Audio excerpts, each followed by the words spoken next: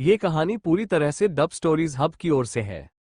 दोस्तों, कम व्यूज के कारण अब अगली वीडियो तभी आएगी जब इस वीडियो पर 20 लाइक पूरे हो जाएंगे। तो बिना किसी देरी के चलिए शुरू करते हैं आज का रोमांचक एपिसोड। एपिसोड 314। तुम दोनों एक जैसे लगते हो। जरूर तुम ही वो हो जिसे हम ढूंढ रहे थे। मैंने इस बार जैकपॉट मारा है। उप सुप्रीम नेता मुझे इसके लिए निश्चित रूप से इनाम देगा। मुझे तुम्हें अपने साथ ले जाना होगा, एरिक ने उत्साह से चिल्लाते हुए कहा। इस पल उसने पूरी तरह से सामंथा की स्थिति को भूल दिया था। उसने एक सेकंड के लिए भी नहीं सोचा कि सामंथा इस तरह क्यों थी। उसके सामने जो कुछ भी था वह एक चमकदार खजाना था। वह पहले से ही सोच रहा था कि जब वह मजबूत गढ़ में वापस जाएगा तो उसे कौन से इनाम मिलेंगे। सामंथा की ओर से देखने पर वह एरिक को एक मूर्ख की तरह देख रही थी। इस समय उसने अपने पिछले चुनाव पर पछतावा करना शुरू कर दिया था। विवान दूसरी ओर एरिक के शब्दों से कुछ हद तक भ्रमित था। एक जैसे, किससे एक जैसा? ये सवाल इस समय विवान के मन में गूंज रहा था। क्या हो सकता है कि कोई और व्यक्ति था जो उसके जैसा दिखता था? उसने तुरंत इस विचार को खारिज कर दिया कि वह जॉनथन हो सकता है। आखिरकार उसने हाल ही में जॉनथन को तोड़ा था, इससे पहले कि वह मासिक इनाम प्राप्त करना शुरू करे। और फिर एरिक की आंखों में स्पष्ट उत्साह था। ये व्यक्ति पूरी तरह से उत्साहित था जब उसने उसे देखा। ऐसा लग रहा था जैसे उसने कुछ इतना कीमती पाया हो कि वह इसके लिए मर भी सकता था। लेकिन निश्चित रूप से विवान को यह महसूस पसंद नहीं आया कि एरिक उसे इस तरह देख रहा था। वह पूरी तरह से उस व्यक्ति से असंतुष्ट था जो उसके सामने था। वर्तमान स्थिति का असली कर्ता उसके सामने था और इसके बजाय कि वह खुद को आने वाली आपदा से बचाने का कोई रास्ता खोजे, वह वास्तव में उसे खोज रहा था। विवान इस मूर्ख के साथ ज्यादा समय बर्बाद करने के लिए तैयार नहीं था। वह उससे बात करने जा रहा था, लेकिन पहले उसे पीटने के बाद। एक कदम आगे बढ़ाते हुए विवान की मांसपेशियां सिकुड़ गईं क्योंकि उसने खुद को जमीन से धकेल दिया, एरिक की ओर तेजी से बढ़ते हुए। एरिक दूसरी ओर पूरी तरह से स्टंट था। वह विवान की चाल से पूरी तरह से चौंक गया था। उसकी पुतलियां सुई के आकार में सिकुड़ गईं क्योंकि उसने स्थिति पर प्रतिक्रिया देने की कोशिश की। उसका दिल पहले से ही तेजी से धड़क रहा था और उसकी नसों में खून पहले से ही तेजी से बह रहा था। जैसे ही उसने विवान की आकृति का अनुसरण करने की कोशिश की, वह हैरान था कि वह वास्तव में उसे फॉलो नहीं कर सका। अगले पल एक भारी प्रहार उसके गाल पर लगा, उसे उड़ाते हुए। उस पल उसके कुछ दांत ढीले हो गए, जो विवान के प्रहार की तीव्रता से आया था। विवान ने एरिक के प्रति कोई दया नहीं दिखाई। उसके सभी हमले घातक थे, इस आदमी को पीटने के लिए तैयार थे। अपनी प्रभावशाली गति के साथ उसने एरिक को पूरी तरह से हावी कर दिया।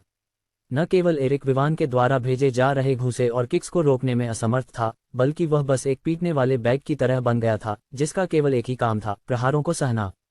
सामंथा दूसरी ओर भागने की कोशिश नहीं कर रही थी। आखिरकार विवान ने जो गति प्रदर्शित की थी उससे ये स्पष्ट था कि वह भाग नहीं पाएगी। और सैन्य को बंधक बनाने की कोशिश करना पूरी तरह से असंभव था, ये देखते हुए कि श्रीयंका, जो पूरी तरह से ठीक हो चुकी थी, उसके बगल में खड़ी थी। पहले वह श्रीयंका को आसानी से नहीं हरा पाई थी, और अब जब वह पहले से ही पीट चुकी थी तो यह और भी मुश्किल था। हालांकि वह ठीक हो गई थी, वह बिल्कुल भी अच्छी स्थिति में नहीं थी। उसके शरीर पर जो कवच था वह भी भारी नुकसान का सामना कर चुका था, और नतीजतन अगर वह इस समय श्रीयंका का सामना करती तो उसके भारी हमले निश्चित रूप से उसे घायल कर देते। सबसे निराशाजनक बात यह थी कि उसने पूरी तरह से अपनी बढ़त खो दी थी, लेजर हथियारों के बिना। उनके बिना उसके पास श्रीयंका पर हावी होने के लिए कोई बढ़त नहीं थी। बंग! एरिक जमीन पर गिर गया, उसका चेहरा पूरी तरह से कुचला हुआ था। उसके पहनावे के नीचे छिपा हुआ कवच पहले ही प्रकट हो चुका था। इस समय कवच पूरी तरह से बेकार हो चुका था। विवान के हमलों को कम करके नहीं आंका जा सकता। हालांकि उनके पास उच्च गुणवत्ता वाला कवच था, विवान के हमलों के सामने उनका कोई काम नहीं था। वास्तव में भले ही कवच विवान के हमलों को रोकने में सक्षम होता, फिर भी हमेशा एक अवशिष्ट बल उनके शरीर पर गिरता। वह अवशिष्ट बल उनके आंतरिक अंगों को नुकसान पहुंचाने के लिए पर्याप्त था। यही सबसे डरावनी बात थी। आंतरिक चोटों का सामना करना कुछ ऐसा था जिसे उनके स्तर के लोग ठीक होने में लंबा समय लेंगे अगर उन्हें उपचार सीरम नहीं मिला। वह वर्तमान में कराह रहा था, उसके कुछ हड्डियां पहले से ही टूटी हुई थीं। उसका पहले का घमंड पूरी तरह से गायब हो चुका था। उसकी जगह एक ऐसा व्यक्ति था जो पूरी तरह से मिजरेबल था। वह वास्तव में यह नहीं समझ पा रहा था कि वह इस स्थिति में कैसे पहुंचा। सब कुछ एक झटके में हुआ। एक पल में वह दूसरे पक्ष से आ रहा था या पीटने के लिए कह रहा था, लेकिन अगले पल वह पूरी तरह से पीटा गया था। उसे प्रतिरोध करने का कोई मौका नहीं मिला। ये केवल तब होता था जब वह वर्तमान उप सुप्रीम नेता का सामना करता या अन्य लोग जो उसी पद के लिए प्रतिस्पर्धा कर रहे थे। वास्तव में उसने ये जान लिया कि जिस तरह से दूसरा पक्ष हमला कर रहा था वह उसके उप सुप्रीम नेता और अन्य से भी अधिक गहरा था। अब तुम मुझे बताओ कि तुम मुझे क्यों ढूंढ रहे थे, और तुम्हें मुझे बताना होगा कि तुम किसके साथ मेरी तुलना कर रहे थे, और मैं उस व्यक्ति के बारे में विवरण जानना चाहता हूँ। विवान ने एरिक को ठंडे स्वर में देखते हुए कहा। इस समय एरिक अभी भी दर्द में कराह रहा था, क्योंकि वह जो दर्द सहन कर रहा था उसे सहन करने की कोशिश कर रहा था। इसी समय उसके मन में एक विचार आया, मैंने ऐसा क्यों नहीं सोचा, मैं सच में एक मूर्ख हूँ। अगर दोनों संबंधित हैं तो यह स्पष्ट है कि वह बिल्कुल भी कमजोर नहीं हो सकता। मैंने ऐसा कुछ क्यों पूरी तरह से नजरअंदाज किया। विवान के सवाल का जवाब देने के लिए उसने इसके बारे में नहीं सोचा। उसके लिए यह संभव नहीं था कि वह उस संगठन के रहस्यों को उजागर करे जो बहुत लंबे समय से छिपे हुए थे। जितना भी रहस्य लीक होगा, न केवल विवान बल्कि मजबूत गढ़ में अन्य संगठन भी निश्चित रूप से उन चीजों को प्राप्त करने के लिए सभी साधनों का प्रयास करेंगे जो वे छिपा रहे थे। और उसके लिए, चूंकि वह रहस्यों के उजागर होने का कारण बनने जा रहा था, तो वह किसी भी तरह से मरेगा। मजबूत गढ़ के सभी लोग हमेशा मरने के लिए तैयार रहते थे। इसलिए उसने ये सोचने में ज्यादा समय नहीं लगाया कि विवान ने उसे जो धमकी दी थी। सामंथा, जो किनारे से देख रही थी, ने एक बार फिर से कठिनाई से निगल लिया। ये पूरी तरह से अलग था जब वह देख रही थी कि विवान एक व्यक्ति को पीट रहा था जो उसके स्तर का था। जब वह पीट रहा था तब वह केवल अपनी रक्षा करने के तरीके खोजने और अपने शरीर पर पहले से ही लगे दर्द को सहन करने की कोशिश कर रही थी। लेकिन अब जब उसने किनारे से देखा तो उसे पता चला कि विवान एक दैत्य था। अगर संभव हो तो वह वास्तव में ऐसे व्यक्ति को उत्तेजित नहीं करना चाहती थी, लेकिन उसने पहले ही ऐसा किया था और अब पछताने के लिए कोई दवा नहीं थी। इस समय उसके पास केवल एक ही विकल्प था कि वह किनारे पर खड़ी रहे और विवान के एरिक के साथ निपटने का इंतजार करे। उसने बस यह उम्मीद की कि विवान उसके साथ बहुत कठोर नहीं होगा। उसके मन में यह उम्मीद नहीं थी कि वह उसे इस कारण से छोड़ देगा कि वह एक महिला थी। आखिरकार जिस बैठक का उसे सामना करना पड़ा था वह किसी ऐसे व्यक्ति द्वारा नहीं दी गई थी जो एक महिला के प्रति ध्यान रखता हो। जब विवान ने देखा कि एरिक जवाब देने वाला नहीं था तो उसका चेहरा और भी ठंडा हो गया। बिना और कुछ कहे उसने एरिक के पैर पर भारी ताकत से कदम रखा। क्रैक, एक चटकने की आवाज अचानक सुनाई दी जिससे दूसरों के रोंगटे खड़े हो गए। उन्होंने उस दृश्य को देखकर निगलने में कठिनाई महसूस की जहां विवान ने पूरी तरह से एरिक की टांग तोड़ दी। सैन्य के लिए, भले ही उसने उम्मीद नहीं की थी कि विवान इतना कठोर होगा, लेकिन वह स्थिति को समझ गई।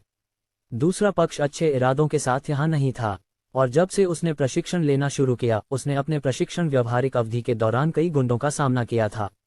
इसलिए उसे पता था कि एक मानव का दिल कितना दुष्ट हो सकता है।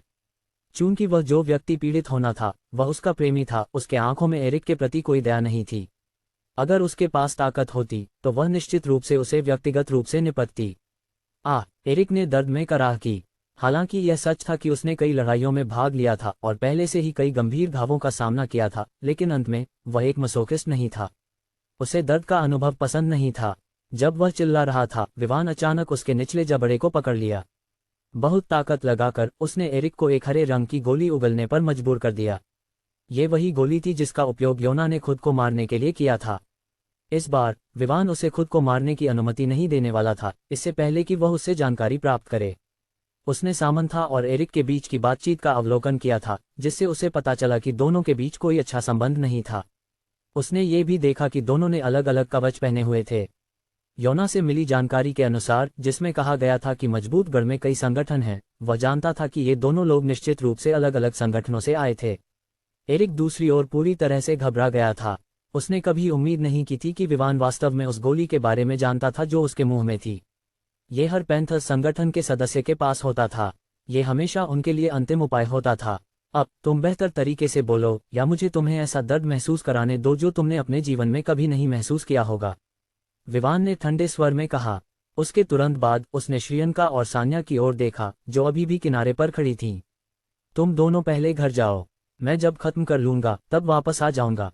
दोनों श्रियंका और सान्या विवान को अकेला छोड़ने में हिचकिचा रही थीं, लेकिन उन्हें स्थिति का पता था। उनके लिए विवान को कोई मदद देने का ज्यादा लाभ नहीं था, इसलिए बेहतर था कि वे क्षेत्र छोड़ दें और उसके योजनाओं में बाधा न बने। सावधान रहना, सान्या ने अपनी आंखों में चिंता के साथ कहा। श्रियंका ने दूसरी ओर विवान को एक नोट दिया क्योंकि उसने पूरी तरह से उस पर विश्वास किया। विवान ने बस जवाब में सिर हिलाया। उसके बाद उसने देखा कि दोनों महिलाएं बुगाटी वेरॉन में चढ़ गईं, इससे पहले कि वे वहां से निकल गईं। जब दोनों चली गईं तो केवल 3 लोग रह गए। विवान ने एरिक की ओर देखा, जो जमीन पर पड़ा था, उससे उत्तर की प्रतीक्षा कर रहा था। सामंथा दूसरी ओर छोड़ने के बारे में नहीं सोच रही थी। सबसे पहले उसे ये देखने में मजा आ रहा था कि एरिक कितनी पीड़ा सह रहा था, और दूसरी बात, ये सुनिश्चित करने के लिए कोई गारंटी नहीं थी कि एरिक उसे विवान को बताने के बाद छोड़ देगा। लेकिन निश्चित रूप से यह इस शर्त पर था कि वह इस जगह से भागने में सफल हो जाती। एरिक ने अपने दांतों को पीसते हुए ये सोचने की कोशिश की कि उसे क्या करना चाहिए वर्तमान में। या तो उसे जानकारी देनी थी या दर्द का सामना करना था। उसके पास जो अंतिम उपाय था वह पहले ही ले लिया गया था, और नतीजतन वह आत्महत्या का सहारा नहीं ले सकता था। जब उसने देखा कि एरिक जवाब नहीं दे रहा है, तो विवान ने धैर्य खो दिया और काम करना शुरू कर दिया। चूंकि उसे पेशेवर चिकित्सा कौशल मिल गया था, उसे मानव शरीर की संरचना के बारे में बहुत अच्छी तरह से पता था। इसलिए उसे पता था कि वह जिस व्यक्ति का सामना कर रहा था, उसे सबसे अधिक दर्द का अनुभव करने के लिए क्या करना है। इसलिए उसने चिकित्सा कौशल का परीक्षण करने का निर्णय लिया, क्योंकि यह पहली बार था जब वह उन्हें प्राप्त करने के बाद उपयोग कर रहा था। सिर्फ 5 मिनट में एरिक ने एक ऐसा दर्द अनुभव किया जिसे उसने अपने जीवन में कभी नहीं सोचा था। इस समय वह मानसिक रूप से लगभग टूट चुका था। उसने जो दर्द अनुभव किया था वह निश्चित रूप से अविश्वसनीय था। उसके मन में 5 मिनट पहले जो विचार चल रहे थे वे अब पूरी तरह से गायब हो चुके थे। उसे अब पता था कि फिर से उस दर्द का अनुभव न करने के लिए उसे वह जानकारी देनी होगी जो विवान चाहता था। इसलिए बिना किसी और देरी के उसने विवान को जो कुछ भी वह जानता था और जो कहा जा सकता था बताना शुरू कर दिया। मैं तुम्हें सब कुछ बताऊंगा। जो कारण था कि मैं तुम्हें ढूंढ रहा था वह कुछ है जो हमने लगभग 5 साल पहले पाया था। ये कुछ ऐसा है जिसे मैं तुम्हें नहीं बता सकता, क्योंकि मैं मर जाऊंगा अगर मैं ऐसा करने की कोशिश करूंगा। एरिक की बात टूट गई थी क्योंकि वह सांस ले रहा था। उसका शरीर पसीने से भरा हुआ था, उसके बाल पूरी तरह से बिखरे हुए थे। उसके चारों ओर अब उस संगठन के संरक्षक की गरिमा नहीं थी। विवान ने उसे ध्यान से सुना, ये सुनिश्चित करते हुए कि कोई भी विवरण उसके कानों से न निकले। सबसे ज्यादा जो चीज उसे आकर्षित कर रही थी वह निश्चित रूप से ये थी कि वे उसे क्यों ढूंढ रहे थे। शुरुआत में यह समझा जा सकता था कि वे उसे इसलिए ढूंढ रहे थे क्योंकि वह नाथन के गायब होने में शामिल था। लेकिन जब एरिक ने उसे देखा तो उसने वास्तव में अपनी योजनाएं बदल दी और तय किया कि वह नाथन के बजाय उसे ले जाएगा। चूंकि वह नाथन से संबंधित था, इसलिए उसके और नाथन के बीच कुछ समानता होनी चाहिए थी, भले ही वह इतनी स्पष्ट न हो। लेकिन एरिक जैसे लोगों की आंखों में वह निश्चित रूप से देख सकता था कि दोनों एक दूसरे से मिलते जुलते थे और इसलिए वे संबंधित थे। लेकिन जब एरिक ने कहा कि विवान किसी के साथ एक जैसा दिखता है, तो इसका मतलब था कि कोई ऐसा व्यक्ति था जो उसके साथ बहुत से गुण साझा करता था। इसलिए इसका मतलब था कि जिस व्यक्ति का एरिक जिक्र कर रहा था वह निश्चित रूप से नाथन नहीं हो सकता। ये किसी और व्यक्ति होना चाहिए। लेकिन सवाल ये था, वह कौन था? ये वह जानकारी थी जिसका विवान इंतजार कर रहा था। लेकिन जितनी अधिक जानकारी एरिक ने दी, उतनी ही विवान की अधीरता बढ़ती गई। एरिक द्वारा प्रकट की गई जानकारी में उस व्यक्ति के बारे में कुछ भी नहीं था जो उसके जैसा दिखता था। मैं उन बेवकूफ़ जानकारी को नहीं जानना चाहता जो तुम मुझे दे रहे हो। मैं उस व्यक्ति के बारे में जानना चाहता हूं जिसे तुम कहते हो कि मैं उसके जैसा दिखता हूं, विवान ने ठंडे स्वर में कहा। एरिक ने विवान की आवाज़ सुनकर कांपना शुरू कर दिया। उसे स्पष्ट रूप से याद था कि उसने हाल ही में जो दर्द सहा था, ये कुछ ऐसा था जिसे वह फिर से अनुभव नहीं करना चाहता था। मुझे खेद है, लेकिन यह कुछ ऐसा नहीं है जो मैं बता सकता हूं। इसके बारे में बहुत सारे प्रतिबंध हैं जो मुझे इस संगठन के महत्वपूर्ण रहस्य को उजागर करने की अनुमति नहीं देते, एरिक ने जवाब दिया। इस समय वह सच में रोना चाहता था। अगर यह न होता कि संगठन ने अपने सदस्यों पर बहुत सारे प्रतिबंध लगाए हैं, तो वह पहले ही जानकारी उजागर कर चुका होता। उसे अब संगठन की परवाह नहीं थी। मजबूत गढ़ के लोगों के लिए, हालांकि जिस संगठन से वे संबंधित थे वह महत्वपूर्ण था, यह इतना महत्वपूर्ण नहीं था कि वे इसके लिए बहुत दर्द सहने के लिए तैयार हों।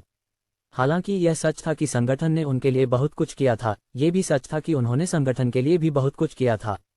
इसलिए यह नहीं कहा जा सकता था कि वे संगठन के प्रति कुछ भी उधार रखते थे। यही कारण था कि एरिक ने बहुत सारी जानकारी उजागर की थी, भले ही सामंथा मौजूद थी।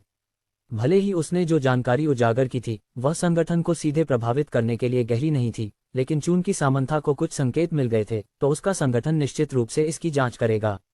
अगर वे पर्याप्त सतर्क थे तो वे बहुत सारी जानकारी प्राप्त करने में सक्षम होंगे जो पैंथर्स संगठन को बहुत नुकसान पहुंचाने के लिए उपयोग की जा सकती थी। विवान इससे पूरी तरह से असंतुष्ट था। ये बिल्कुल वही था जो उसके साथ योना से पूछताछ करते समय हुआ था।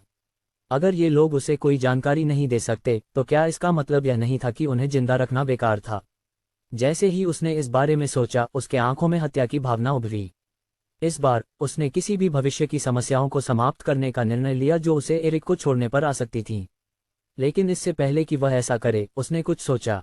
तुम्हारे संगठन में कौन है जो मुझे वह जानकारी दे सकता है जिसे मैं ढूंढ रहा हूं?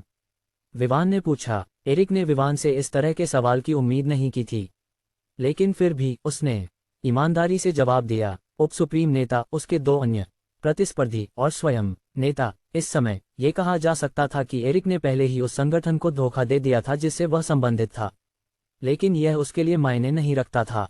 जब तक वह फिर से उस दर्द का अनुभव नहीं करता, सब कुछ ठीक था। भले ही वह मौत से नहीं डरता था, लेकिन दर्द कुछ ऐसा था जिसे वह अनुभव नहीं करना चाहता था। अगर ऐसा है तो मुझे तुम्हारे इस संगठन के मजबूत गढ़ का दौरा करना होगा। मुझे उस उप सुप्रीम नेता के मुंह से वह जानकारी प्राप्त करनी होगी जिसने तुम्हें यहां भेजा, विवान ने ठंडे स्वर में कहा। एरिक की आंखें अविश्वास में चौड़ी हो गईं। वह विवान को गालियां देने की इच्छा नहीं रोक सका। तुम्हारा मतलब है कि तुम संगठन में जाना चाहते हो, तो तुमने मुझे खुद वहां ले जाने की अनुमति क्यों नहीं दी, बजाय इसके कि मुझे इस तरह पीटने के लिए? एरिक ने पहले प्रस्तावित किया था कि विवान को उसे संगठन में वापस ले जाना चाहिए, लेकिन अंत में विवान ने उसे पीट दिया क्योंकि उसने मामले का प्रस्ताव इस तरह से किया था। उसने कहा कि वह विवान को बंधक के रूप में नहीं, बल्कि मेहमान के रूप में ले जाना चाहता था। इससे पहले कि एरिक कुछ समझ पाता, विवान ने उसके गले को कुचल दिया। वह किसी भी व्यक्ति को नहीं रखना चाहता था जो उसके प्रति बुरा इरादा रखता था। हालांकि यह सच था कि उसे भेजा गया था, यह भी सच था कि उसे किसी और को खोजने के लिए भेजा गया था। लेकिन जब उसने विवान को देखा तो वह वास्तव में इतना लालची हो गया कि वह विवान को बलात् ले जाना चाहता था। यह एक ऐसा चरित्र था जिसे विवान बिल्कुल भी सहन नहीं करेगा। अगर उन्हें पर्याप्त लाभ दिया गया तो वह निश्चित रूप से फिर से हमला करेगा। तुरंत बाद उसने मुड़कर सामंथा की ओर देखा। उसकी नज़र ने उसे डराने में मदद की। उसने सब कुछ देखा। विवान ने एरिक को बिना झपकाए मार डाला। वह मजबूत गढ़ में संगठनों से डरता नहीं था। जब विवान ने एरिक से निपट लिया तो उसने सामंथा से निपटने का फैसला किया। भले ही यह सच था कि उसके सामने खड़ी महिला मुख्य अपराधी नहीं थी, फिर भी वह सैन्य को अपहरण करने के मामले में शामिल थी। यह विवान की नज़रों में पूरी तरह से अक्षम्य था। उसकी मंशा स्पष्ट थी। एरिक की तरह उसने सामंथा को भी खत्म करने का फैसला किया। उनमें से किसी को भी जीवित रखना निश्चित रूप से एक ऐसा जोखिम था जिसे उठाना नहीं चाहिए था। कौन ये गारंटी दे सकता था कि जब वे चले जाएंगे तो वे वापस नहीं आएंगे और उन लोगों को मारने या अपहरण करने की कोशिश नहीं करेंगे जिन्हें वह प्यार करता था। विवान के लिए ऐसी चीज़ों को अपने पास रखना जो बाद में उसे नुकसान पहुंचा सकती हैं, बिल्कुल भी स्वीकार्य नहीं था। सामंथा ने विवान की नज़रों का सामना करते हुए अपने दिल में डर महसूस किया। उसने निगल लिया, क्योंकि वह अपनी स्थिति से बाहर निकलने के तरीके सोचने की कोशिश कर रही थी। साथ ही वह लगातार एरिक को दोष दे रही थी, भले ही वह पहले ही मर चुका था। अगर वह नहीं होता तो वह विवान जैसे व्यक्ति को क्यों नाराज करती? जो बात उसने नहीं सोची वह ये थी कि एरिक ने उसे इस मामले से बाहर रहने की कोशिश की थी, लेकिन उसकी लालच के कारण वह पहले एरिक द्वारा खोजी गई चीज को पाने पर अड़ी रही। अगर ऐसा न होता तो शायद वह एरिक को पीटते हुए देख सकती थी, इससे पहले कि उसे मारा जाता।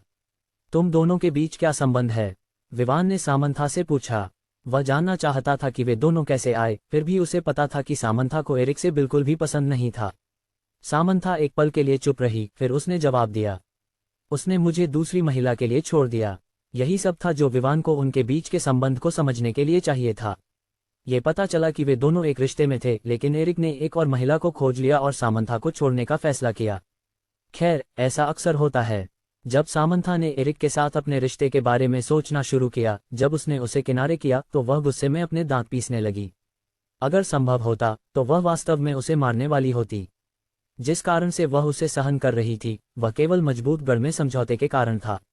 उसके साथ एरिक के साथ लड़ाई करने का कारण व्यक्तिगत था और यह कुछ ऐसा था जो अनुमति नहीं थी। ठीक है, फिर तुम्हारे साथ क्या किया जाए? विवान ने सोचा। उसे मारने का कोई अच्छा कारण नहीं मिला, लेकिन वह निश्चित रूप से उसे आसानी से नहीं छोड़ने वाला था। आखिरकार उसने पहले श्रीयंका को घायल किया था और उसने सैन्य को अपहरण करने की योजना बनाई थी।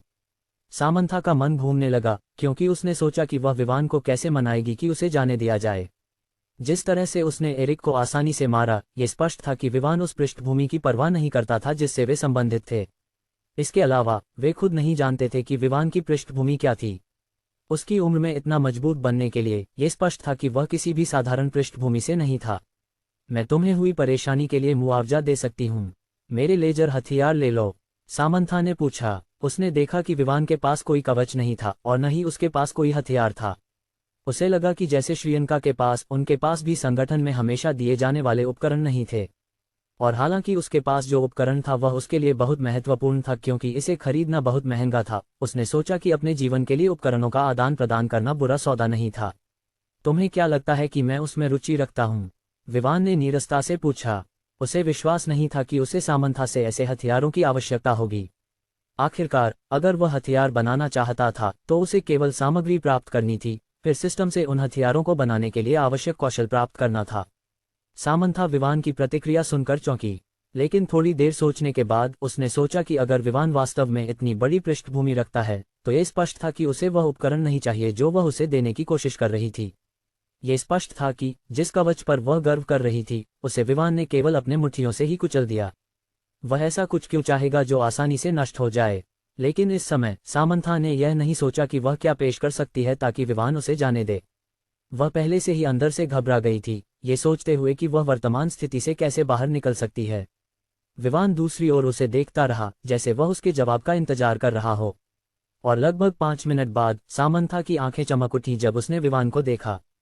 क्या इस बारे में मैं 1 साल तक सैन्य की बॉडीगार्ड बनूंगी?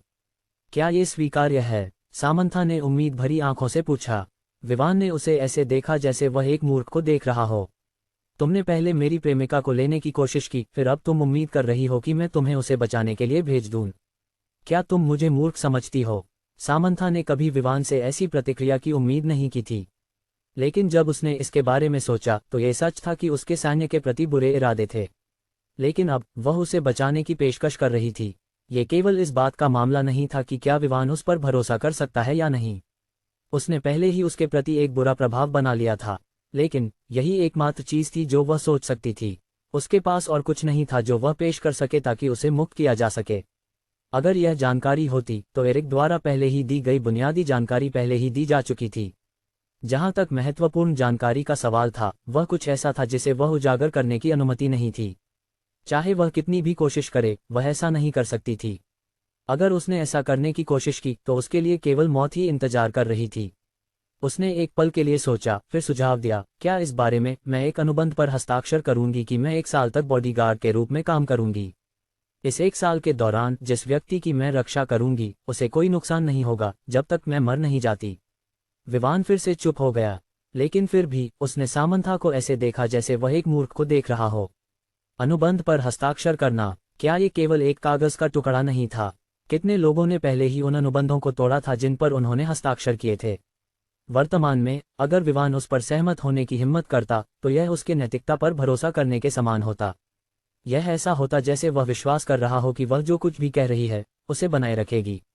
जब सामंथा ने देखा कि विवान ने जवाब नहीं दिया तो वह अपने दिल में कड़वाहट महसूस करने लगी।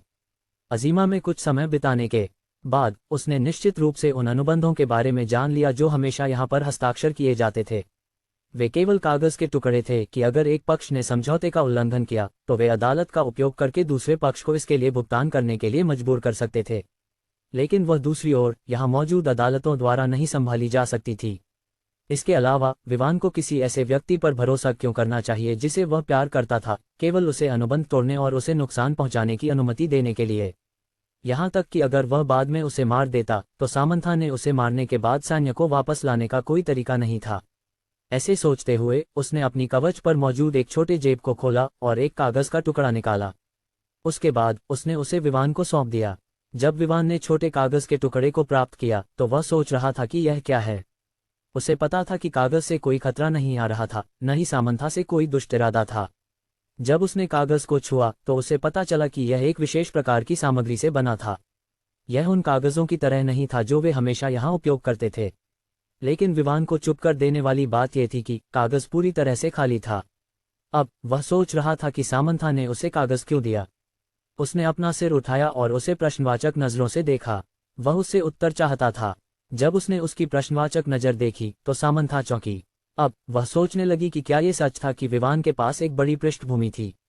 अगर यह सच था कि उसके पास एक बड़ी पृष्ठभूमि थी तो फिर वह अनुबंध फॉर्म के बारे में नहीं जानता था। या क्या ये हो सकता है कि वह सोच रहा था कि उसने उसे बहुत निम्न गुणवत्ता की चीज क्यों दी। अरे यही मेरे पास है। भले ही यह निम्न गुणवत्ता का हो, यह मुझे बांधने के लिए पर्याप्त है।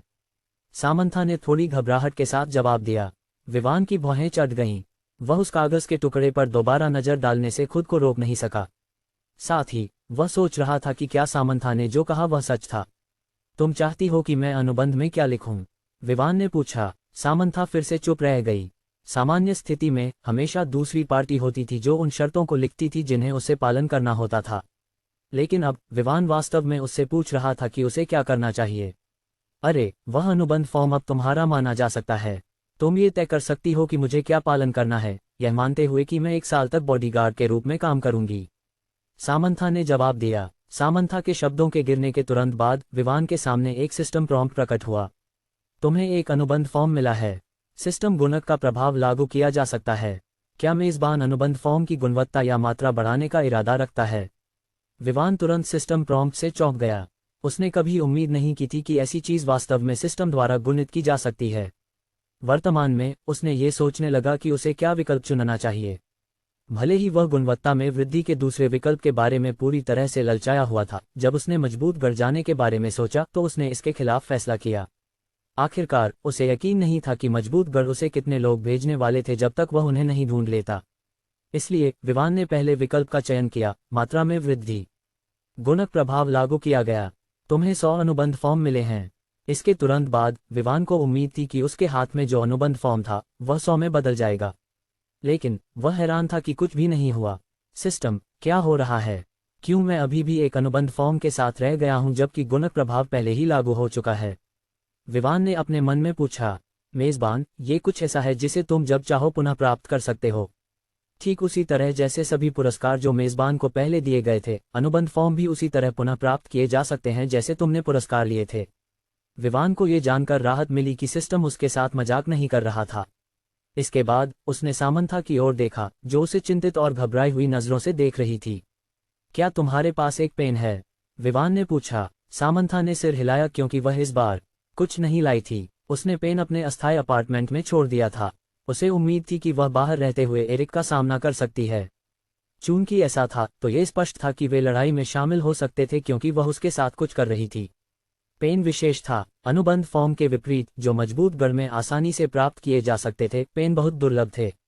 मजबूत गढ़ के उच्च स्तर के सदस्यों को केवल 2 दिए जाते थे, इसलिए उन्हें यह सुनिश्चित करने के लिए सावधान रहना पड़ता था कि वे उन्हें न खो दें। आखिरकार पेन बनाने के लिए उपयोग की जाने वाली सामग्री आसानी से नहीं मिलती थी, और ये पेन ही थे जो अनुबंध पर लिख सकते थे और उन्हें मजबूत लोगों को बांधने में प्रभावी बनाते थे। जब उसने देखा कि विवान के चेहरे पर एक बदलाव आया है तो सामंथा ने जल्दी से समझाया। फिर उसने कहा, हम वापस जा सकते हैं और मैं तुम्हें दे दूंगी। मैंने इसे कहीं सुरक्षित रखा है। बेशक चूंकि पेन कुछ दुर्लभ था, यह कोई नई बात नहीं थी कि किसी अन्य व्यक्ति के पास मौजूद पेन चोरी हो गया हो। चूंकि एरिक था और दोनों के बीच अच्छे संबंध नहीं थे, सामंथा ने कभी भी पेन को उस जगह पर नहीं छोड़ने की हिम्मत नहीं की जहां एरिक उसे पा सके। उसने ये सुनिश्चित करने के लिए हर संभव प्रयास किया कि पेन अच्छी तरह से छिपा हुआ हो। विवान चुप रहा क्योंकि वह सोचने लगा कि क्या करना है। थोड़ी देर बाद उसने उसके साथ उसके अपार्टमेंट वापस जाने का फैसला किया ताकि वह पेन ले सके। उसे यह सुनिश्चित करना था कि सामंथा ने अनुबंध पर हस्ताक्षर करने से पहले उसे किसी भी व्यक्ति के करीब जाने की अनुमति नहीं दी। फिर विवान ने सामंथा की ओर देखा और उसने केवल सिर हिलाया। जिस तरह से सामंथा वर्तमान में थी, उसके लिए शहर वापस जाना निश्चित रूप से असंभव था। उसे कम से कम अपने कपड़े बदलने की आवश्यकता थी। इसलिए विवान ने तुरंत अपना फोन निकाला और गैब्रियल से संपर्क किया और उसे बताया कि उन्हें लेने के लिए आना है। गैब्रियल हमेशा राजधानी शहर में रहता था। चूंकि उसे विवान के व्यक्तिगत पायलट के रूप में नियुक्त किया गया था, इसलिए उसे उस क्षेत्र में रहना था जहां विवान था, ताकि वह किसी आपात स्थिति में या जब विवान को कहीं उड़ान भरने की आवश्यकता हो तो वह तैयार रह सके। फिर विवान चुप रहा और हेलीकॉप्टर के आने का इंतजार किया। सामंथा ने भी जो विवान ने कहा था उसे सुनकर कुछ नहीं कहा और किनारे पर खड़ी रही। लगभग 15 मिनट बाद हेलीकॉप्टर की आवाज़ दोनों के कानों में पहुंची। उन्होंने ऊपर देखा और देखा कि एक हेलीकॉप्टर आया है। ये यूरोकॉप्टर था जो विवान को सिस्टम द्वारा पुरस्कार के रूप में दिया गया था। चूंकि जिस क्षेत्र में वे थे वह यहाँ हुई लड़ाई से पहले ही बर्बाद हो चुका था, इसलिए हेलीकॉप्टर को उतरने में कोई परेशानी नहीं हुई। जब गैब्रियल ने हेलीकॉप्टर उतारा तो उसने बर्बाद हुए स्थान को देखा और यह सोचने से खुद को रोक नहीं सका कि यहाँ क्या हुआ। उसने सोचा कि क्या यहाँ किसी प्रकार के हथियार का परीक्षण किया जा रहा था। आखिरकार जमीन पर कई गड्ढे दिखाई दे रहे थे और पेड़ और अन्य वनस्पति पहले से ही कोयले में बदल चुके थे। ये सामंथा द्वारा श्रीलंका के खिलाफ लड़ाई के दौरान उपयोग की गई लेजर किरण का प्रभाव था। जब वह हेलीकॉप्टर से बाहर निकला तो वह विवान और सामंथा को देखकर हैरान रह गया।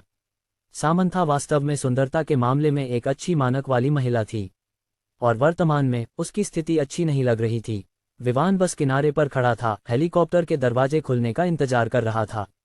उसके पास यहां से जाने के बाद देखभाल करने के लिए विभिन्न योजनाएं थीं। जो गैब्रियल अभी आया था वह विवान पर एक बार फिर से नजर डालने से खुद को रोक नहीं सका। साथ ही उसने अपने मन में सोचा, मेरे इस बॉस में सच में कुछ है, वह काफी भयंकर है। जब उसने ऐसा सोचा तो उसने सामंथा के फटे कपड़ों की ओर देखा। इसके बाद उसने विवान को एक ऐसा नजर दिया जो केवल पुरुष ही समझ सकते थे। बेशक विवान पहले से ही यह कल्पना कर सकता था कि गैब्रियल क्या सोच रहा था। आखिरकार गैब्रियल को यह नहीं पता था कि विवान यहाँ क्यों था। उसके मन में ये केवल एक दृश्य था जहाँ एक पुरुष और एक महिला जंगल में थे और वे जंगल में इतने गहरे थे कि कोई और व्यक्ति उन्हें आसानी से नहीं खोज सकता था। शायद ऐसे स्थिति में क्या होगा इसकी कल्पना की जा सकती थी। बेशक उसने कुछ भी समझाने की कोशिश नहीं की, न ही यह उसके लिए कोई समस्या पैदा करने वाला था अगर गैब्रियल ऐसा सोचता। इसलिए वह बस हेलीकॉप्टर में चढ़ गया और गैब्रियल के शहर वापस उड़ान भरने का इंतजार किया। हम कहाँ जा रहे हैं बॉस? गैब्रियल ने पूछा जब सभी हेलीकॉप्टर के अंदर बस गए थे। उसे बताओ कि हम कहाँ जा रहे हैं, विवान ने सामंथा की ओर देखते हुए कहा। उसे नहीं पता था कि सामंथा कहाँ रह रही थी, इसलिए उसे उस जगह के निर्देश या निर्देशांक देने चाहिए थे जहां उन्हें जाना था। सामंथा ने एक फोन उधार लिया और मानचित्र का उपयोग करके उस स्थान को इंगित किया जहां उन्हें जाना था और तुरंत बाद गैब्रियल ने विमान को उस दिशा में उड़ाया। लगभग 10 मिनट बाद वे एक स्थान पर पहुंचे जो शहर के दिल से थोड़ा दूर था। यह क्षेत्र आवासीय स्थानों से भरा हुआ था। संक्षेप में ये अपार्टमेंट की इमारतें थीं। जब हेलीकॉप्टर छत पर उतरा तो विवान ने हेलीकॉप्टर के अंदर मौजूद एक कंबल निकाला और उसे सामंथा को दिया ताकि वह खुद को ढक सके। जब उसने ऐसा किया तो दोनों छत पर मौजूद लिफ्ट में चढ़ गए और नीचे की मंजिलों की ओर बढ़े जो 15वीं मंजिल थी। सामंथा का कमरा साधारण था। चूंकि वह यहाँ अस्थायी रूप से थी, उसने अपने एकल बेडरूम अपार्टमेंट में प्रवेश करने के बाद कुछ नहीं खरीदा था। विवान ने लिविंग रूम में इंतजार किया जबकि सामंथा अपने बेडरूम में गई। वह लगभग 30 मिनट तक अंदर रही, इससे पहले कि वह अंततः बाहर आए। ऐसा लग रहा था कि उसने पेन इतनी दूर छिपा रखा था कि उसे बाहर निकालने में बहुत परेशानी हो रही थी। विवान ने उससे पेन नहीं लिया, इसके बजाय उसने उसे अनुबंध फॉर्म दिया ताकि वह उसे भर सके।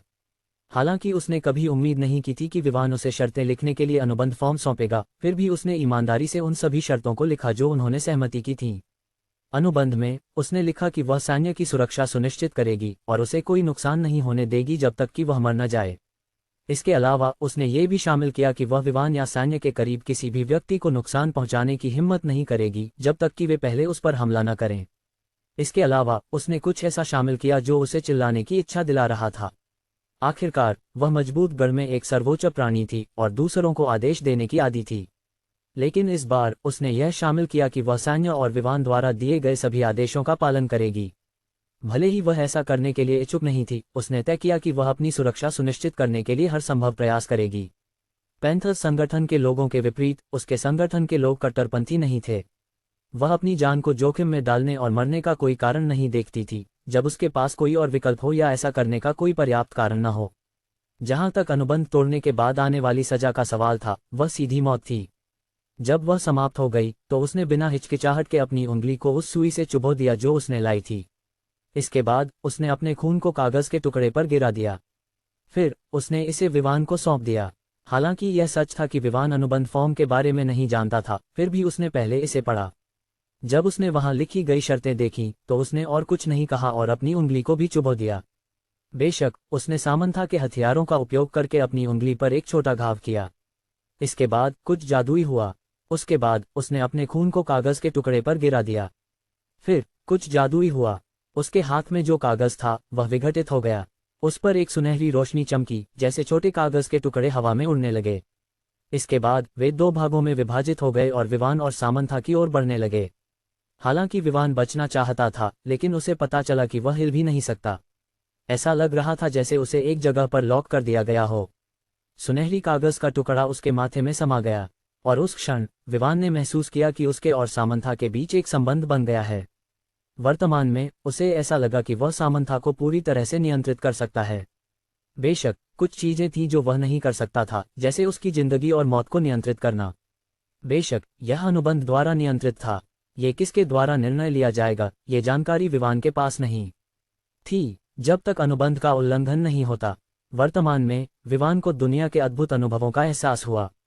ऐसा लग रहा था कि उसे और अधिक खोज करने की आवश्यकता है ताकि वह जान सके कि इस दुनिया में क्या छिपा हुआ है। पहले उसने केवल व्यापारिक दुनिया और अन्य क्षेत्रों में अपना साम्राज्य बनाने का लक्ष्य रखा था, लेकिन इस बार ऐसा लग रहा था कि उसका ये साम्राज्य केवल एक कुएं के तल पर था। उसे इससे बाहर निकलना था ताकि वह बाहरी दुनिया का अन्वेषण कर सके।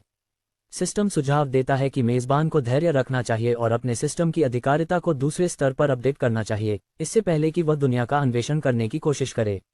विवान ने कभी ऐसी चीज की उम्मीद नहीं की थी, लेकिन फिर भी ये कुछ ऐसा था जिसे वह पहले करने का इरादा रखता था। वह उस समय नए कार्यों का इंतजार कर रहा था जब वह सिस्टम की दूसरी स्तर की अधिकारिता प्राप्त करेगा।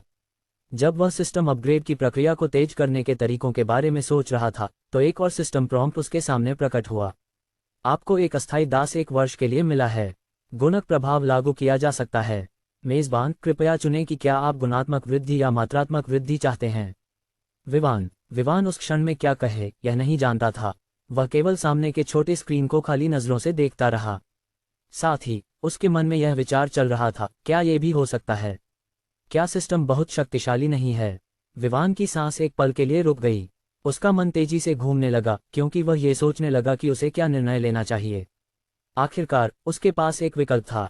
एंजल, क्या तुम मुझे समझा सकती हो कि गुणात्मक वृद्धि के बाद क्या आता है? विवान नहीं चाहता था कि वह बिना सोचे समझे कोई विकल्प चुने, इसलिए उसने पहले सब कुछ समझने का फैसला किया। गुणात्मक वृद्धि के साथ मेजबान के पास मौजूद अस्थायी दास की ताकत और अन्य क्षमताओं में नाटकीय वृद्धि होगी। इसके अलावा अस्थायी दास की वफादारी अधिकतम स्तर तक बढ़ जाएगी। जहां तक अस्थायी दास की अवधि का सवाल है, यह अनुबंध में स्टेटेड के अनुसार 1 वर्ष के लिए होगा। वर्तमान में मेजबान की सिस्टम की कम अधिकारिता के कारण इसे बदलना संभव नहीं है। विवान का मन फिर से खाली हो गया। वह विश्वास नहीं कर सकता था कि ऐसी चीज वास्तव में मौजूद है, लेकिन साथ ही वह इस बात से काफी निराश था कि अस्थायी दास की अवधि केवल 1 वर्ष थी। सिस्टम इसे बढ़ा नहीं सकता था। इस क्षण विवान वास्तव में चाहता था कि वह सामंथा के काम करने की अवधि को बढ़ा सके, लेकिन ये पहले ही हो चुका था और अब वह इसे बदलने वाला नहीं था। लेकिन फिर विवान ने कुछ ऐसा सोचा जो उसके लिए समझ में नहीं आया। अस्थायी दास, यह क्या था? उसके अनुसार उसने और सामंथा ने एक समझौता किया था कि वह 1 वर्ष तक सैन्य की रक्षा करते हुए उसके आदेशों का पालन करेगी। इसके बाद वह स्वतंत्र हो जाएगी। इसके अलावा यह एक सुझाव था जो उसने पेश किया था, इसलिए विवान ने उसे वर्तमान भूमिका में लेने के लिए मजबूर नहीं किया था। तो वह इस समय दास कैसे हो गई? मेजबान को यह समझना चाहिए कि आपने सामंथा के साथ जो अनुबंध पर हस्ताक्षर किया है, वह समझ नहीं पा रहा है। अनुबंध पर हस्ताक्षर करने के बाद उसने जो कुछ भी अनुबंध पर लिखा है, उसका पालन करना होगा। यदि वह अपनी ओर से अपनी जिम्मेदारी नहीं निभाती है, तो उसे अनुबंध समझौते को बनाए रखने वाली शक्ति द्वारा नष्ट कर दिया जाएगा। और चूंकि उसने ये तय किया कि वह आपके शब्दों का पालन करेगी और वह आपकी अधीनस्थ नहीं है, तो वह एक दास है। उसके पास कोई विकल्प नहीं है। जब तक आप उसे कुछ करने का आदेश देते हैं, जब तक कि यह उसकी जिंदगी से संबंधित नहीं है, वह इसे करेगी या अनुबंध तोड़ने की सजा का सामना करेगी। चूंकि उसके पास स्वतंत्रता नहीं है, तो वह एक दास के समान है और वह 1 वर्ष के लिए दास रहेगी। विवान ने अंततः समझ लिया, लेकिन फिर भी वह ये सोच रहा था कि ऐसी कौन सी रहस्यमय शक्तियां हैं जो वास्तव में ऐसा अनुबंध बना सकती हैं। और साथ ही वह ये सोच रहा था कि मजबूत गढ़ के लोग अनुबंध फॉर्म कहां से प्राप्त करते हैं। ये कुछ ऐसा था जो वास्तव में सामंथा जैसे मजबूत व्यक्ति को बांध सकता था, और ये कुछ ऐसा था जो केवल फैंटेसी में होता था। लेकिन इस दिन विवान ने इसे अपनी आंखों के सामने होते हुए देखा। ठीक है, फिर मात्रात्मक वृद्धि के बारे में क्या? विवान ने पूछा। मात्रात्मक वृद्धि बस सिस्टम द्वारा मेजबान को 99 अन्य अस्थायी दास प्रदान करना है, जिनकी क्षमताएं वर्तमान में मेजबान के पास मौजूद दास के समान हैं। लेकिन सामंथा के विपरीत ये अन्य 99 कोई व्यक्तित्व नहीं रखते। वे कठपुतलियों के समान हैं, क्योंकि वे मानव नहीं हैं। हालांकि वे मानव के आकार में हैं और मानव की तरह व्यवहार कर सकते हैं, वे मेजबान के सभी निर्देशों का पालन करेंगे, भले ही मेजबान उन्हें आत्महत्या करने का आदेश दे। विवान, जब उसे यह जानकारी मिली तो विवान का मन लगभग फट गया। आखिरकार सामंथा कौन थी? वह एक मजबूत व्यक्ति थी, और जो जानकारी उसे एरिक से मिली थी उसके अनुसार वह जानता था कि सामंथा के स्तर के लोग जिन संगठनों में थे उनमें छोटी स्थिति नहीं होती थी। यहाँ तक कि एरिक के संगठन में उनके पास केवल 12 लोग थे जो उसकी क्षमताओं के समान स्तर की क्षमताएं रखते थे। लेकिन दूसरी ओर उसे 99 लोग दिए जाने वाले थे जो संगठनों के रक्षकों के समान क्षमताएं रखते थे। हालांकि यह सच था कि ये 99 वास्तव में असली लोग नहीं थे, यह मायने नहीं रखता था। जब तक वे विवान के निर्देशों का पालन करते थे तब तक ये पर्याप्त था। अगर उसने संगठन के शीर्ष रैंक के लोगों से निपटने का एक तरीका खोज लिया तो बाकी लोग वास्तव में पूरे पैंथर्स संगठन को नष्ट कर देंगे। विवान वास्तव में मजबूत गढ़ की ओर दौड़ने के लिए ललचाया हुआ था और पैंथर्स संगठन से पूछने के लिए कि वे उसे और नाथन को क्यों ढूंढ रहे थे। हालांकि यह सच था कि संगठन ने उसे सक्रिय रूप से नहीं ढूंढा था, वह निश्चित था कि जब तक एरिक जानकारी को संगठन में वापस नहीं भेजता वे उसे खोजने आएंगे। सामंथा, जिसने पहले ही उसके और विवान के बीच बने संबंध को महसूस किया था, उसे देख रही थी।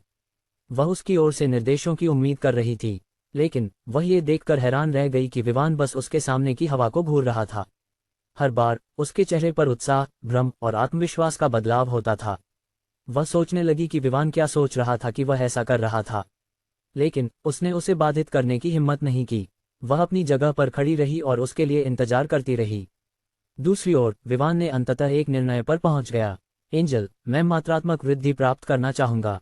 गुणक प्रभाव लागू किया गया। आपको 100 अस्थायी दास मिले हैं। 99 अस्थायी दास मेजबान द्वारा कहीं भी बुलाए जा सकते हैं। वे मेजबान की इच्छाओं के अनुसार प्रकट और गायब हो सकते हैं। नोट: 99 अस्थायी दास उस क्षण गायब हो जाएंगे जब मेजबान और सामंथा के बीच का अनुबंध समाप्त हो जाएगा। विवान फिर से हैरान रह गया।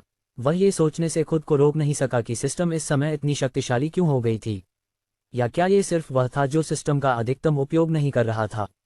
फिर अगर ऐसा था तो विवान ने तुरंत यह सोचना शुरू किया कि वह सिस्टम का उपयोग कैसे करेगा ताकि वह सिस्टम की अधिकारिता को दूसरे स्तर पर अपग्रेड करने की शर्त को पूरा कर सके। उसके पास जो 99 अस्थायी दास थे वे तब तक गायब हो जाएंगे जब तक कि उसके और सामंथा के बीच का अनुबंध समाप्त नहीं हो जाता। इसलिए उसे 1 वर्ष के भीतर मजबूत गढ़ में जाना था यदि वह 99 अस्थायी दासों का उपयोग करना चाहता था। हालांकि उसने पहले से ही यह योजना बनानी शुरू कर दी थी कि जब वह मजबूत गढ़ में पहुंचेगा तो वह क्या करेगा। वह कुछ भी जोखिम में नहीं डालना चाहता था। उसे यकीन नहीं था कि क्या सिस्टम उसे भविष्य में एक और दास देने पर फिर से 99 अस्थायी दास या स्थायी दास देगा। मेजबान को यह जानना चाहिए कि जो आय मेजबान प्राप्त करता है वह कानूनी होनी चाहिए। सामंथा ने जो गलती की है उसके लिए मुआवजे के रूप में अस्थायी दास बनने का निर्णय लिया, इसलिए सिस्टम इसे आय के रूप में गिनता है। लेकिन अगर मेजबान आगे बढ़कर अन्य लोगों को अनुबंध पर हस्ताक्षर करने के लिए मजबूर करता है ताकि वे उसके दास बन जाएं, तो गुणक प्रभाव लागू नहीं होगा। इसे सिस्टम द्वारा अवैध आय माना जाएगा। मेजबान को गुणक प्रभाव लागू होने से पहले कानूनी आय प्राप्त करने के लिए मेहनत करनी होगी। विवान को एक बार फिर से सिस्टम द्वारा दी गई आय की परिभाषा याद दिलाई गई थी जब उसने पहली बार सिस्टम प्राप्त किया था। ऐसा लगता था कि उसे दूसरों को अनुबंध के माध्यम से अपने अधीनस्थ बनने की इच्छा पर निर्भर रहना होगा, बजाय इसके कि वह दूसरों को बलात् लेना चाहता हो। इस सब के बाद विवान ने अंततः सामंथा की ओर ध्यान दिया, जो अभी भी उसके निर्देशों का इंतजार कर रही थी। आप बस अनुबंध में लिखी गई शर्तों के अनुसार समझौते का पालन करेंगी। मुझे विश्वास है कि आप जानती हैं कि आप उसे कहाँ पा सकती हैं, है ना? विवान ने सामंथा की ओर देखते हुए पूछा। हाँ, सामंथा ने गंभीरता से उत्तर दिया। उसे पता था कि चूंकि अनुबंध पहले ही प्रभावी हो चुका है तो उसे विवान या सान्या से प्राप्त हर एक आदेश का पालन करना होगा। जब उसने देखा कि उसने सहमति दी है तो विवान पलटा और अपार्टमेंट के कमरे से बाहर चला गया। सामंथा बेशक उसके पीछे नहीं गई। उसे अभी भी नए कपड़े पहनने थे। जब वह तैयार हो गई तो उसने उन चीज़ों को लिया जिन्हें उसने महत्वपूर्ण माना और कमरे से बाहर निकल गई। भले ही विवान पहले ही जा चुका था, फिर भी उसके पास ये जानने के तरीके थे कि सान्या कहाँ थी। यह उसकी क्षमता थी। यही कारण था कि उसने विवान को आसानी से पाया था और यह भी जानती थी कि सान्या कहाँ थी। उसे हर समय सान्या की रक्षा करनी थी, इसलिए उसे सान्या के करीब रहना होगा। वैसे भी उसने ऐसा कुछ नहीं खरीदा था जिसे उसे अपने साथ ले जाना पड़े। अपार्टमेंट छोड़ने के बाद गैब्रियल ने हेलीकॉप्टर को सुरक्षा कंपनी की ओर उड़ाया। चूंकि विवान ने देखा था कि मजबूत गढ़ के लोग जो चाहे पाने के लिए कुछ भी कर सकते हैं, उसने एहतियात बरतने का फैसला किया। इसलिए उसने ये तय किया कि वह अस्थायी दासों में से एक को हर उस स्थान पर जमा करेगा जिसे उसने महत्वपूर्ण माना। पहला बेशक GVSL होगा। वह जगह थी जहां ट्रेसी, आयुष, लिविंगस्टोन और अन्य थे। जब विमान उतरा तो विमान उस क्षेत्र की ओर बढ़ा जहां विशेष टीम के विशेष इकाइयां प्रशिक्षण ले रही थीं। सभी को पिछले सैनिकों द्वारा प्रशिक्षित किया जा रहा था। यहाँ तक कि विवान द्वारा भर्ती किए गए भाड़े के सैनिक भी इस लड़ाई में शामिल हो गए थे। भले ही यह सच था कि उनके पास कौशल था, फिर भी उनमें बहुत अधिक अनुशासन की कमी थी। यही कारण था कि विवान ने कहा था कि उन्हें प्रशिक्षण लेना होगा। जहां वे प्रशिक्षण ले रहे थे वह क्षेत्र पहले ही विस्तारित हो चुका था। गोदाम जैसे भवन को पहले ही सुधार दिया गया था और अब यह बहुत विशाल था। लेकिन बेशक, जैसे हमेशा, अन्य सभी जो विशेष टीम का हिस्सा नहीं थे, उन्हें इस कंपनी के इस भाग में आने की अनुमति नहीं थी। यह एक प्रतिबंधित क्षेत्र था। यहाँ तक कि उन कर्मचारियों को भी, जिन्हें कंपनी के शीर्ष प्रबंधन का हिस्सा माना जाता था, इस भाग में आने की अनुमति नहीं थी। केवल ट्रेसी और आयुष को आने की अनुमति थी। आखिरकार दोनों के पास शरीर को मजबूत करने वाले समाधान की उपस्थिति के बारे में जानकारी थी। जब वह सुनिश्चित हो गया कि कोई उसे देख नहीं रहा है, तो विवान ने एक अस्थायी दास को बुलाने का फैसला किया। जैसे ही उसने एक को सोचने का प्रयास किया, एक महिला उसके सामने प्रकट हो गई। महिला ने उसी तरह का कवच पहना हुआ था जैसा कि सामंथा ने पहले पहना था। अंतर यह था कि इस कवच पर सामंथा के संगठन का प्रतीक नहीं था और न ही इसमें सितारों वाला बैज था। वर्तमान में विवान सोचने लगा कि सिस्टम उसे केवल महिला अधीनस्थ क्यों दे रहा है। श्वेन का पहला उदाहरण थी। विवान ने एक पुरुष मिलने की उम्मीद की थी, लेकिन उसे एक खूबसूरत महिला मिली। और फिर से सिस्टम ने उसे एक और महिला दी। क्या यह नहीं डरता कि सान्या उसे गलत समझेगी? आखिरकार उसके चारों ओर केवल महिलाएं थीं। मेजबान को यह जानना चाहिए कि पहले के समय में मेजबान ने एक लिंगहीन नाम चुना था, इसलिए आपके द्वारा प्राप्त अधीनस्थ का लिंग यादृच्छिक था। इस बार दूसरी ओर मेजबान ने एक महिला अस्थायी दास प्राप्त किया। गुणक प्रभाव के साथ मेजबान निश्चित रूप से 99 अन्य अस्थायी दास प्राप्त करेगा जो महिला लिंग के होंगे। हालांकि विवान ने ऐसा कुछ सोचा था, लेकिन वह इस समय सिस्टम के साथ परेशान नहीं होना चाहता था। इसके बजाय उसने अपने सामने प्रकट हुई व्यक्ति पर ध्यान केंद्रित किया। मास्टर, आपके आदेश क्या हैं? उसके सामने प्रकट हुई महिला ने सम्मानपूर्वक पूछा। विवान ने देखा कि उसकी आवाज साधारण थी और उसकी आंखें भी भावहीन थीं। ऐसा लग रहा था जैसे उसमें कोई मानव भावनाएं नहीं थीं। उसके लंबे काले बाल थे, भावहीन भूरे रंग की आंखें और एक ऐसा चेहरा जो कह रहा था कि दूसरों को उससे दूर रहना चाहिए। भले ही वह सिस्टम के गुणक प्रभाव द्वारा लाई गई थी, वह सामंथा की तरह नहीं दिखती थी। वास्तव में वह एक पूरी तरह से अलग व्यक्ति की तरह थी। खैर, यह अपेक्षित था, ये देखते हुए कि वह वास्तव में मानव नहीं थी, बल्कि बस एक कठपुतली थी जिसे सिस्टम द्वारा बनाया गया था। मेरे साथ अंदर आओ, विवान ने आदेश दिया। इसके बाद वह उस भवन में प्रवेश कर गया जहां प्रशिक्षण चल रहा था। सुरक्षा कोड दर्ज करने के बाद गोदाम जैसे संरचना के अंदर का दृश्य ठीक वैसा ही था जैसा विवान ने याद किया था। वहां एक खुला मैदान था जहां सभी निजी सुरक्षा टीम के सदस्य प्रशिक्षण ले रहे थे। कुछ एक दूसरे के साथ लड़ाई कर रहे थे, जबकि अन्य अपने निशानेबाजी का अभ्यास कर रहे थे। उसकी उपस्थिति निश्चित रूप से निकटवर्ती लोगों का ध्यान आकर्षित कर रही थी। नमस्ते बॉस, उन्होंने उत्साह से उसका अभिवादन किया। जब से उन्होंने शरीर को मजबूत करने वाले समाधान को लिया था, ये लोग हमेशा विवान को देखकर खुश होते थे।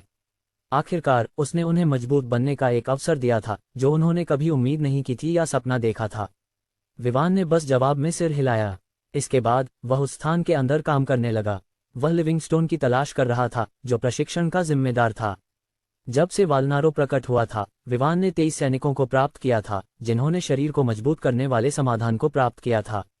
बेशक, जैसा कि हमेशा होता था, श्वेनका को यह पुष्टि करनी होती थी कि वे शरीर को मजबूत करने वाले समाधान के लिए योग्य हैं। 23 सैनिकों का कार्यभार पिछले कुछ हफ्तों में बहुत अधिक था।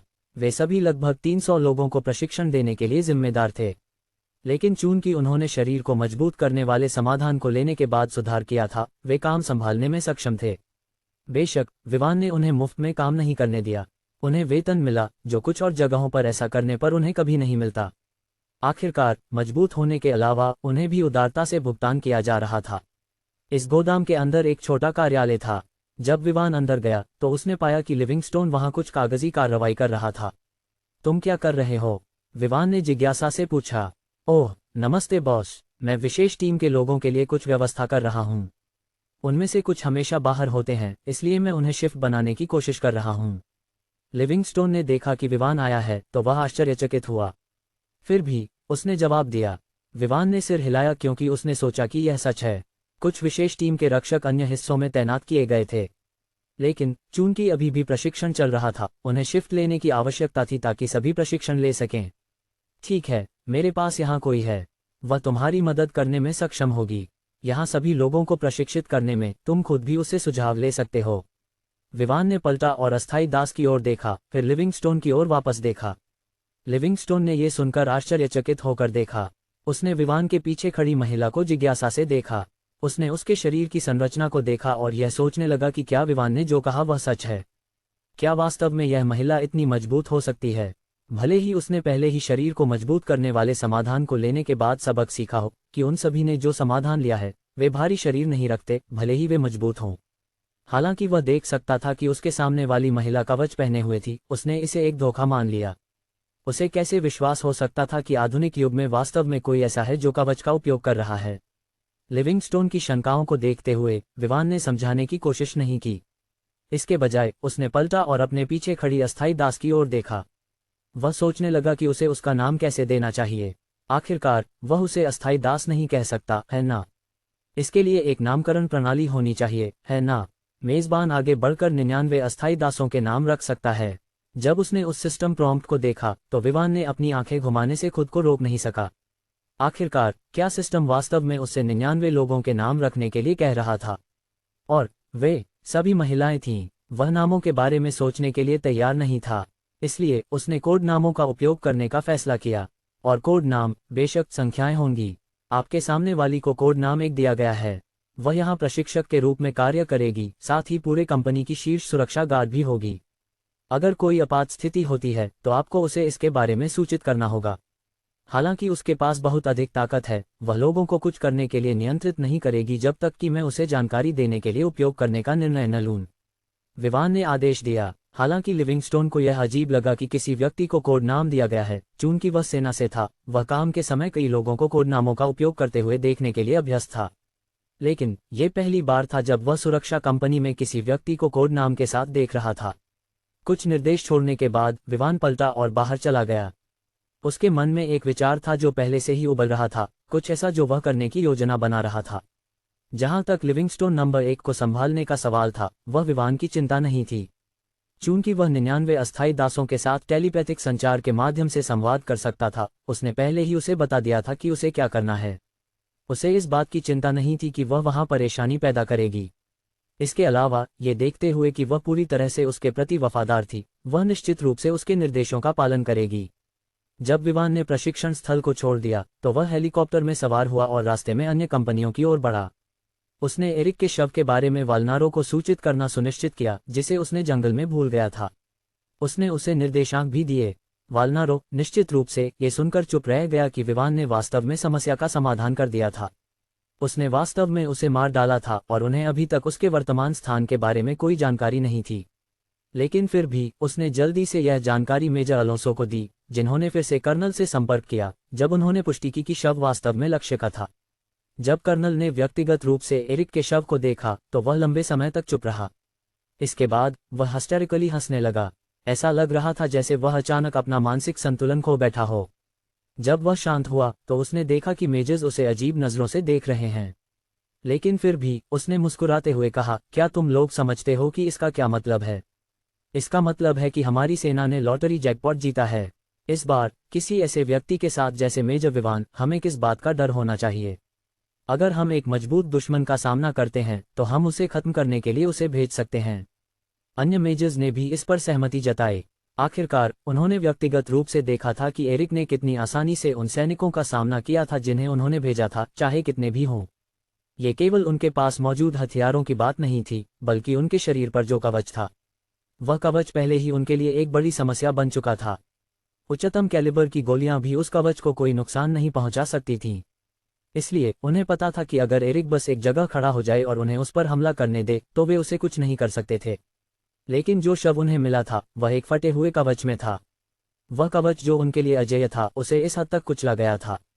इसका मतलब था कि एरिक ने जिन हमलों का सामना किया था उन्हें कम करके नहीं आंका जा सकता। इसके अलावा उन्होंने उस दृश्य को देखा था जहां लड़ाई हुई थी। उन्होंने देखा कि जगह कितनी बर्बाद हो गई थी। ये कुछ ऐसा था जिससे वे थोड़े परिचित थे। आखिरकार उन्होंने देखा था कि एरिक के पास मौजूद लेजर हथियारों द्वारा कितनी तबाही मचाई गई थी। इस बार अन्य मेजर्स के दिलों में जो असंतोष था वह पूरी तरह से गायब हो गया। उसकी जगह केवल जिज्ञासा और प्रशंसा थी। लेकिन कर्नल, क्या मेजर विवान वास्तव में ऐसा कुछ करने के लिए सहमत होंगे? याद रखें कि वह ये तय कर सकते हैं कि मिशन लेना है या नहीं। अलोंसो ने एक तरफ से याद दिलाया। भले ही यह सच था कि वह खुश था कि विवान उनके गार्जियन का हिस्सा था, फिर भी उसे पता था कि विवान को सैन्य गतिविधियों में सक्रिय रूप से भाग लेने के लिए मनाना मुश्किल होगा। उसने पहले ही अपनी जांच की थी और जानता था कि विवान लड़ाई के मुद्दों में ज्यादा रुचि नहीं रखता था। इसके बजाय वह व्यापार में था, इसलिए उसे यह समझाना निश्चित रूप से एक कठिन कार्य होगा कि वह सैन्य गतिविधियों में सक्रिय रूप से भाग ले। जब उसने ये सुना तो कर्नल ने अंततः मुस्कुराना बंद कर दिया। उसने इसके बारे में सोचा और पाया कि यह वास्तव में सबसे बड़ी समस्या थी। अगर विवान अन्य सैनिकों की तरह होता जिन्हें मिशन दिए जा सकते थे तो ये बेहतर होता। हमें इस बात से संतोष करना चाहिए कि वह हमारा दुश्मन नहीं बल्कि एक सहयोगी है, एडिसन ने उत्तर दिया। कर्नल, क्या आप शायद सोचते हैं कि यह सब मेजर विवान ने किया? क्या ये संभव है कि उसके पास ऐसी अमानवीय ताकत हो? पहले कंपनी के मेजर ने पूछा। अन्य लोगों ने भी इस मामले पर विचार किया। वे ये सोचने से खुद को रोक नहीं सके कि क्या विवान ही अकेले एरिक का सामना करने वाला था। मुझे लगता है कि यह इसलिए हो सकता है क्योंकि उसके पास एक ऐसा समूह है जो उस व्यक्ति का सामना करने के लिए मजबूत है। आखिरकार, अगर यह एक समूह नहीं है तो केवल ये हो सकता है कि उसके पास एक ऐसा मजबूत हथियार है जो उस कवच को इतनी मात्रा में नुकसान पहुंचा सकता है। पहले कंपनी के मेजर ने अपने विचार व्यक्त किए। अधिकांश मेजर्स ने भी यही सोचा, लेकिन फिर भी उनके दिलों में चिंता भरने लगी। अगर यह सच था कि विवान के पास उस स्तर का हथियार था, तो क्या इसका मतलब यह नहीं था कि अगर विवान उनके खिलाफ गया तो उनके पास प्रतिरोध करने का कोई मौका नहीं होगा? ये कुछ ऐसा था जिसे कोई भी मेजर्स नहीं चाहते थे। कोई भी नहीं चाहता था कि उनके घरों में एक समय बम हो जो किसी भी क्षण फट सकता है। लेकिन उनमें से प्रत्येक के पास इस मामले से निपटने के बारे में अपने विचार थे। मुझे माफ करें, लेकिन आप क्या संकेत देने की कोशिश कर रहे हैं? ये पहले से ही अच्छा है कि मेजर विवान हमारे पक्ष में है और हमारा दुश्मन नहीं है। इसलिए अगर आप उसके प्रति आक्रामकता दिखाना शुरू करते हैं तो यह उसे हमसे दूर जाने के लिए प्रेरित कर सकता है। तो क्यों न हम इस मामले को अभी के लिए छोड़ दें और बाद में चर्चा करें? अलोंसो ने बोला। वह वही था जिसने सुझाव दिया था कि वे विवान को सेना में भर्ती करें। इसलिए उसने सोचा कि उसे यह सुनिश्चित करना चाहिए कि विवान के रास्ते में कोई परेशानी न आए। आखिरकार उसने विवान के साथ बातचीत की थी और उसके बारे में जानकारी पड़ी थी, इसलिए उसे पता था कि विवान किस तरह का व्यक्ति है। कम से कम उसने कभी भी दूसरों पर हमला करने का खून खराबा नहीं दिखाया था, केवल इसलिए कि वह ऐसा कर सकता था। एडिसन ने सोचा कि अलोंसो ने जो कहा वह सही था। उसने भी विवान के बारे में जानकारी पढ़ी थी, इसलिए उसने विश्वास किया कि विवान उन्हें धोखा नहीं देगा जब तक वे पहले उसे धोखा नहीं देते। मेजर अलोंसो सही है, और इसलिए चलो उन चालाक बास्टर्ड्स पर पलटवार शुरू करें। जब उसने ये शब्द कहे तो एडिसन गुस्से में था। अचानक उन पर जो हमला हुआ था उसके कारण उन्होंने कई दर्जन सैनिकों को खो दिया था, इससे पहले कि वे दुश्मन के हमलों का सामना कर सकें। लेकिन फिर भी उन्होंने पहले ही कुछ सैनिकों को खो दिया था। हाँ सर, वहां उपस्थित सभी मेजर्स ने तुरंत उत्तर दिया। उनकी आंखों में युद्ध की भावना स्पष्ट थी। भले ही यह सच था कि उनमें से कुछ पलटवार में भाग नहीं लेंगे, वे फिर भी ये सुनने के लिए उत्सुक थे कि उनका दुश्मन पीटा गया है। विवान ने राजधानी शहर और पड़ोसी शहरों में मौजूद सभी कंपनियों का दौरा किया और अधीनस्थों को तैनात किया।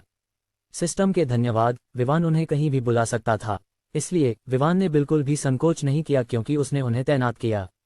उनके आसपास होने से निश्चित रूप से सुरक्षा का स्तर बढ़ जाएगा। जब वह इस काम को पूरा कर चुका था तो विवान ने अगले दिन कुछ और करने का फैसला किया। उसने अगले दिन के लिए एक पूरा होटल बुक करने का निर्णय लिया। चूंकि वह अपनी आय के प्रवाह को बाधित करने के लिए तैयार नहीं था, उसने ग्लेज होटल का उपयोग नहीं किया। इसके बजाय उसने उस होटल को बुक किया जिसे वह दिवालिया बनाने की योजना बना रहा था। वह होटल जिसका मालिक उस हमले में शामिल था जो ग्लेज होटल पर हुआ था। विवान ने पहले ही योजनाएं बनानी शुरू कर दी थीं। वह ये सुनिश्चित करने जा रहा था कि वह सोरिंग ईगल के मालिक को निपटाए। ये वर्तमान में ग्लेज होटल का सबसे बड़ा प्रतियोगी था, लेकिन भले ही इसे प्रतियोगिता कहा जाता था, विवान द्वारा किए गए हालिया परिवर्तनों के साथ वह होटल अब प्रतिस्पर्धा नहीं कर सकता था। इस बार उसने पूरे सोरिंग ईगल होटल को बुक करने का निर्णय लिया था क्योंकि वह भविष्य में उस होटल के साथ परिचित होना चाहता था जिसे वह अपने अधीन करना चाहता था। हालांकि वह मालिक से निपटने के लिए तैयार था, वह नहीं चाहता था कि उनके बीच की लड़ाई दूसरों के जीवन को प्रभावित करे। इसलिए वह होटल को अधिग्रहित करना चाहता था ताकि अधिकांश कर्मचारियों को बनाए रखा जा सके। बेशक वह केवल उन लोगों को बनाए रखने की योजना बना रहा था जो अपने कर्तव्यों में गंभीर थे, न कि बेकार लोगों को। इसके बाद उसने उस पर रुकने का फैसला नहीं किया। इसके बजाय वह एक आभूषण की दुकान में गया और कुछ ऐसा खरीदा जो एक आश्चर्य होने वाला था। उसने पहले महीने में एक आदेश दिया था और यह संयोग से हुआ कि उस समय आदेश तैयार था। इसके बाद उसने कुछ लोगों से संपर्क करना शुरू किया जिनसे वह परिचित था ताकि उन्हें जरूरत पड़ने पर आने के लिए कह सके। और जब वह इस काम को पूरा कर चुका था, विवान ने उस दिन का इंतजार करना शुरू कर दिया। मजबूत गढ़ में पैंथर्स संगठन के अंदर एक निश्चित कमरे में गंभीरता का माहौल था। यहाँ एंथनी और 4 अन्य रक्षक थे जो मृत एरिक के सहयोगी थे। एंथनी के चेहरे पर जो बड़ी ई हुई थी जब उसने अपने सामने खड़े 4 आकृतियों को देखा। एरिक को एक ही व्यक्ति लाने में इतना समय क्यों लग रहा है? उसकी क्षमताओं के साथ उसे अब तक वापस आ जाना चाहिए था। एंथनी ने धीमी आवाज में कहा। वह पहले से ही बेचैन हो रहा था क्योंकि संगठन में अन्य गुट पहले ही एरिक की अनुपस्थिति के बारे में संदेह करने लगे थे। अगर उन्हें असली कारण पता चला कि वह यहाँ क्यों नहीं है, तो उनकी योजनाएं पूरी करने में कठिनाई होगी। अन्य 4 रक्षक भी उस क्षण में कुछ नहीं कह सके। वे यह नहीं समझ पा रहे थे कि एक ऐसा मिशन जो जल्दी पूरा होना चाहिए था, इतना समय क्यों ले रहा था। क्या ये संभव था कि उसे कोई समस्या का सामना करना पड़ा? वे सोचने लगे। तभी कमरे का दरवाजा खुला और एक महिला अंदर आई। वह महिला और कोई नहीं बल्कि पैट्रिशिया थी। उसके चेहरे पर गंभीरता थी जब वह कमरे में प्रवेश कर रही थी। एंथनी ने उसे उस गंभीरता के साथ देखकर हुई। उसने पूछा, क्या कुछ हुआ? पैट्रिशिया ने गहरी सांस ली और फिर सिर हिलाया। उप सुप्रीम नेता, ये कुछ बड़ा है। एरिक मर चुका है। पैट्रिशिया द्वारा जानकारी देने के बाद कमरे में चुप